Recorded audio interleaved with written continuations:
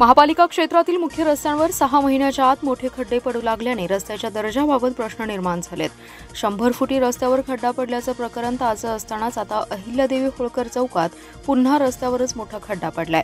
त्यामुळे आयुक्त शुभम गुप्ता यांनी तातडीने शहरातील मुख्य रस्त्यांचा दर्जा तपासणीसाठी अधिकाऱ्यांची नेमणूक करणं आवश्यक आहे। सांगली येथील राजश्री शाहू महाराज मार्ग म्हणजे 100 फुटी रस्त्यावर 4 दिवसांपूर्वी भले मोठे भगदाड पडले। मे महिन्यातच या रस्त्याचं काम झाले।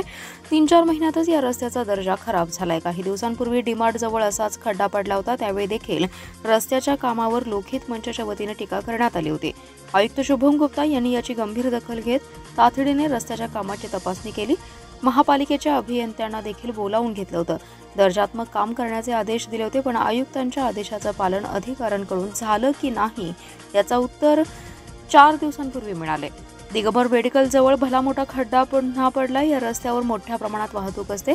खड्डा पडल्यानंतर नागरिकांनी तातडीने वाहतूक थांबवली म्हणून मोठा अनर्थ टळला, अन्यथा अपघात होण्याची दाट शक्यता होती।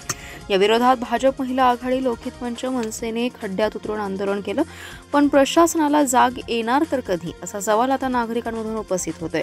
हा खड्डा मुजवण्याचं काम सुरू असतानाच अहिल्यादेवी होळकर चौकात रस्त्यावर खड्डा पडलाय।